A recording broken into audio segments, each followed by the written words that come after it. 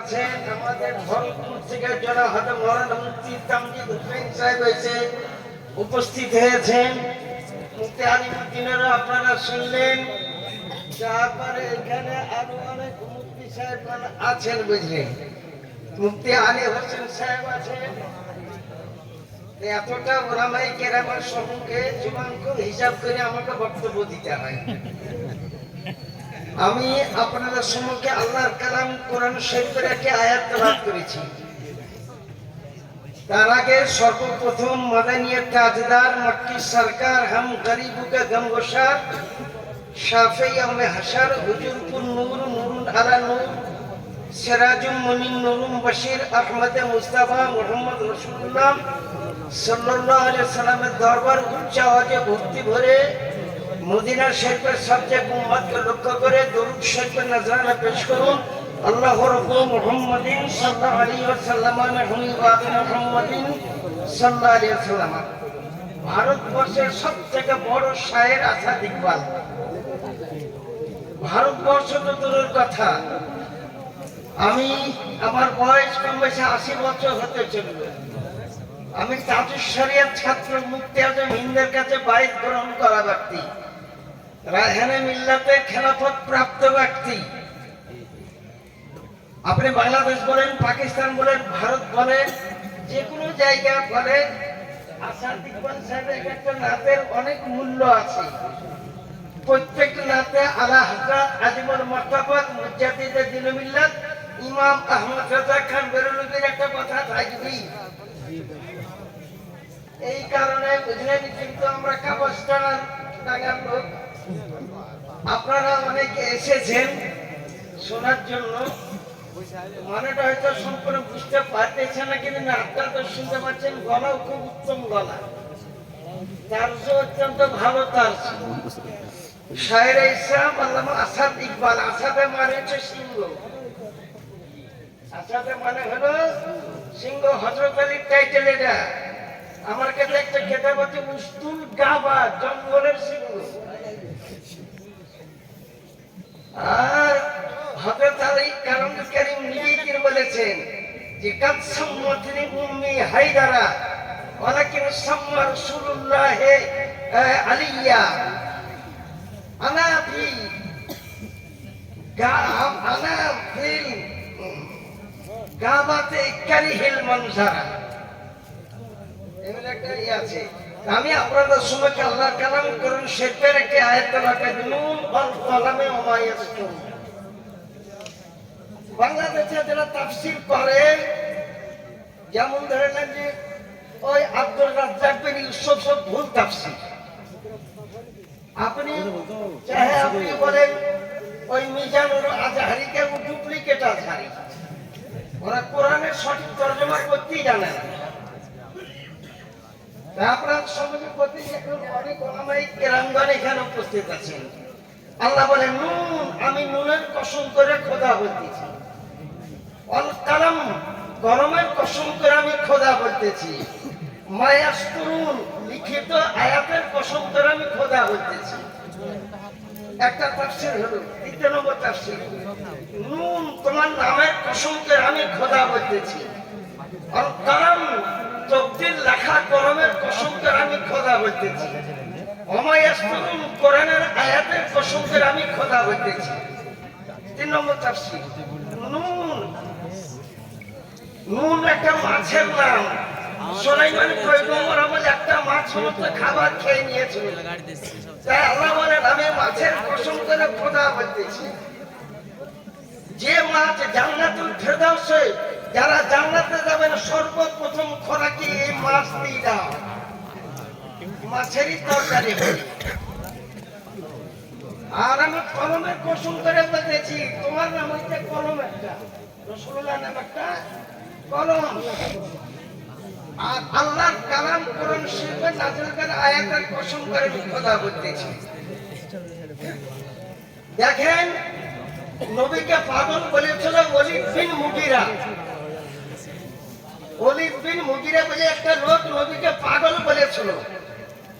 আর 1400 হিজরির এক বিশ্ববিখ্যাত বদবক আশরাফ আলী থানভী বলেছিল और कहता हिफ्जुल ईमान कहते हैं नए पृष्ठाए बोले से उनकी इल्म है भाई साहब था जैसे कि हर सभी हर जुनून जमिया हाइवाना तो हाइम के लिए साबित है কথা বেশি হবে জোরে মাইক্রোফোন থেকে এই সুযোগ কথা বুঝবেন এই সুযোগ তাহলে কি মাইক্রোফোন ধরবে মাইকের দোষ माइक सामने देखो তাইলে মাইকের দোষ কোন माइक ठीक আছে माइक ठीक আছে माइक আল্লাহ রাব্বুল মুহাম্মদ সাল্লাল্লাহু আলাইহি ওয়াসাল্লাম না খেয়ে দিয়ে আসবে কথা বলবে না বক্তাদের টাইম একটু কমিয়ে দিতে শায়েরের টাইম একটু যোগ দিয়ে দিতে তো রাসূলুল্লাহ সাল্লাল্লাহু পাগল করেছে ওয়ালিদ বিন মুগীরা বুঝে কম ওয়ালিদ বিন মুগীরা লোকটা কে ছিল ওয়ালিদ বিন মুগীরা যে রাসূলুল্লাহকে পাগল বলেছিল সেটটা খুব ভালো আর কি একটা হারামি সন্তান ছিল একটা জারুয়া বাচ্চা ছিল ওর মা কুব্বার সঙ্গে একটা মেসেজ নিয়ে আছে আমাদের লাভ লেগে থাকে বলে একটা লোকের সঙ্গে হারাম কাজ করে তার হারাম পথে জন্মগ্রহণ করেছিল আল্লাহ রাব্বুল আলামিন বলে আমার নবীকে যে পাগল করেছে যে বিশ্ববিখ্যাত জারুদ সন্তান একটা চুলখোর একটা বাটপার হুজুর এর কথা আপনি শুনেন না তো রাসূলুল্লাহ সাল্লাল্লাহু আলাইহি ওয়াসাল্লাম উকবা পাগল তাই ওই ওয়ালিদ বিন মুগীরা একদিন উলঙ্গ তরবারি নিয়ে এসে আপনার মাকে জিজ্ঞাসা করতেছে মা মান আমি আমার বাপকে বলে আবুকা মুগীরা মুগীরা তোর বাপ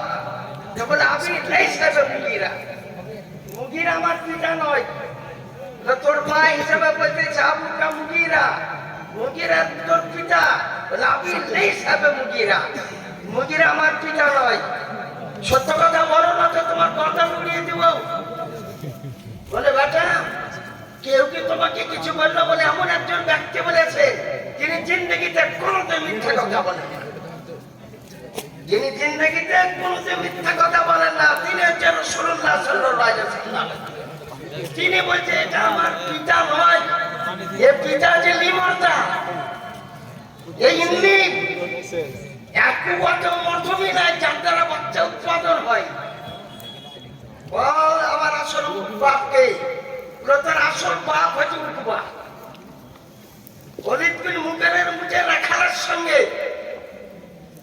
রাত্রিতে খেজুরের বাগানে বলৎকার কাম করে তার হারামি পয়তে হারামি সন্তান জন্মগ্রহণ করেছে সুম্মা বাদু জালিকা জানি সে একটা জারক সন্তান এরকম সমস্ত ওলামায়ে কেরামগণকে বলবো আমার কোন ওলামায়ে কেরামগণকে পাগল তো বলি না রাসূলুল্লাহকে পাগল নবীকে এক চুল পরিমাণ যদি কেমন নাই বলি মান কালালে শায়রিন শায়রা ফাকাত কাফার যদি নবীর চুলকে কেউ চুলবা বলে দেয় সে ব্যক্তি কাফের হয়ে যায় নবীর যদি জুতাকে কেউ জুতো বলে দেয় সে কাফের হয়ে যায় তার মধ্যে কলকাতার দিকে এক লোক চ্যালেঞ্জ করেছে যে রাসূলুল্লাহ সাল্লাল্লাহু আলাইহি ওয়াসাল্লাম যখন মেরাজ করতে গিয়েছিলেন তো মুসা কালিমুল্লাহ কবরে নামাজ পড়তেছিলেন এটা আল্লাহ নবী দেখেছে এটা যে ভুল হাদিস এটা কোনো হাদিসে নাই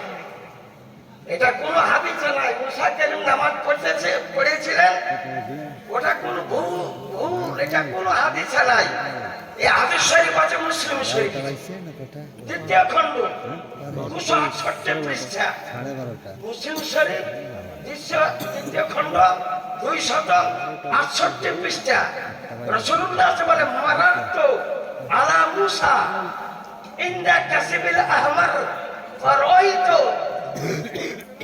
মুসা কালিমুল্লাহ ইউসাল্লি ফি কবরিহি আমি মুসা কালিমুল্লাহর কবরের কাছে গুজরালাম কোন জায়গা সেটা বলে কাসিবিল আহমার কাসিবুল আহমার বলা হয় মুসা কালিমুল্লাহর কবরের কাছে জিবরিল আমিন যেখানে তারপর কেমে নিয়েছিলেন তাকে শাখরাও বলা হয় তো মুসা হযরত জিবরিল আমিন যে জায়গাতে হাত ঠাকিয়ে দিবে ওই জায়গায় যদি কোনো মরা মানুষকে ছেঁকে দেয় তো মরা মানুষ জিন্দায়। এই কারণে স্বামীরই যখন জিবরিল আমিনের ঘোড়া আগে আগে চলতেছিল আর ফেরাউনের ঘোড়া পিছনে পিছনে চলতেছিল, তো ঘোড়া যখনই পাশ চলতেছিল তার উপর জিবরিল আমিন সহ ছিলেন, তো দেখছে যে তলে সবুজ ঘাস পয়দা হয়ে যাচ্ছে। এক ফুট বালি এনে সোনার বছর তৈরি করে ওর মুখে যেমনে ঠাকিয়ে দিল, সঙ্গে সঙ্গে হাম্বা হাম্বা করতে লাগলো। ওই পাথরটাকে উঠিয়ে নেওয়া হয়েছে, কোথায় আছে? বাইরা বাইরা সমাওয়াতে বানাতে, আসমান জমিনের মাঝামাঝি থাকে বর্তমানে। আল্লাহ নবী সাহেব বলেন ইন্দা কাসিবিল আহমার আর ওয়াইতো ওয়াই মুতাকাল্লিমের সিগার ওয়াইতো ওয়াইতো তো হে মুতাকাল্লিমের সিগার। আমি দেখলাম নিজের চামড়ার চোখে রয়তো মুসা কালিমুল্লাহ ইউসাল্লি ফি কবরিহি, তার কবরে তিনি নামাজ পড়তেছেন। হুজুর নামাজে তো রুকুন না নাই, কোন রুকুনে আছেন মুসা কালিমুল্লাহ? কিয়াম করা একটা রুকু, রুকু করা একটা রুকু, সেজদা করা একটা রুকু, কোন রুকুনে এখন বর্তমানে মুসা কালিমুল্লাহ আছেন? তো রাসূলুল্লাহ সাল্লাল্লাহু আলাইহি ইউসাল্লি ফি কবরিহি, এখন তিনি কিয়ামের অবস্থাতে আছেন, কবরে কিয়ামের অবস্থাতে আছেন। তো রাসূলুল্লাহ সাল্লাল্লাহু মাটির তলে, কিন্তু আমি সারা কায়দার সামনে আমি তাকাসুস করে পড়াই, তাতে লেখা আছে আযাবুল কবরে ওয়া হুয়া মিনাল গায়বে, আযাবে কবরকে আমি গায়েবে রেখেছি। আযাবে কবরকে তো দেখতে পাই না, কিন্তু আযাবে কবরকে দেখতে পাই রাসূলুল্লাহ সাল্লাল্লাহু তাআলা আলাইহি ওয়াসাল্লাম। রাসূলুল্লাহ সাল্লাল্লাহু আলাইহি দেখতে পান, ওটা বুখারী শরীফ বাবু ইসবাতে আযাবুল কবরের মধ্যে লেখা আছে। রাসূলুল্লাহ সাল্লাল্লাহু আলাইহি ওয়াসাল্লাম তিনি এক কবরস্থান দিয়ে গুজরাতেছেন, তো বলতেছে এখানে রুক যাও, হাজানে কবরান ইউ আযাবান, এখানে দুটা কবর আছে, তাদেরকে আযাব হচ্ছে। আযাব কিন্তু কোন মানুষ আপনি কবরে দেখতে পাবেন না। আর রাসূলুল্লাহ এটা বুখারী শরীফ প্রথম খণ্ড বাবু ইসবাতে আযাবুল কবরের মধ্যে লেখা আছে যে আমি দেখতেছি এখানে দুটা কবর আছে। হুজুর আপনি বলেন তো কবর দুইটা বেটা ছিলেন না মেয়ে ছিলেন? বলে দুটাই বেটা ছেলের কবর।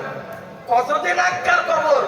বলে আইফি জামানে মুসা কালিমুল্লাহ, মুসা কালিমুল্লাহ জামানার 1000 বছর আগকার কবর। তাহলে হুজুর তাহলে 1000 বছর আগকার মুসা কালিমুল্লাহর উম্মাহ রাসূলুল্লাহ আর জান্নাতুল বারকাত কবরস্থানের উপর দিয়ে যাচ্ছেন, তো বুঝেছেন মাটির তল থেকে ওরা চিনে নিল যিনি হচ্ছেন আমার রাসূলুল্লাহ সাল্লাল্লাহু আলাইহি ওয়াসাল্লাম। বলে ফাদুল্লাহ না হুজুর আমাদের জন্য একটু দোয়া করে দিন। বলে ওমায়ু আসলেমান, বুঝলেন এদেরকে খুব বেশি বড় কারণে আযাব হচ্ছে না, ছোট কারণে আযাব হচ্ছে এদেরকে। তো জিজ্ঞাসা হুজুর কি কারণে আযাব হচ্ছে? আজ 1000 বছর আগে নামাজ পড়লো কি পড়লো না, রোজা করলো কি করলো না, তা আমার রাসূলুল্লাহ সাল্লাল্লাহু আলাইহি ওয়াসাল্লাম দেখতে পাচ্ছেন।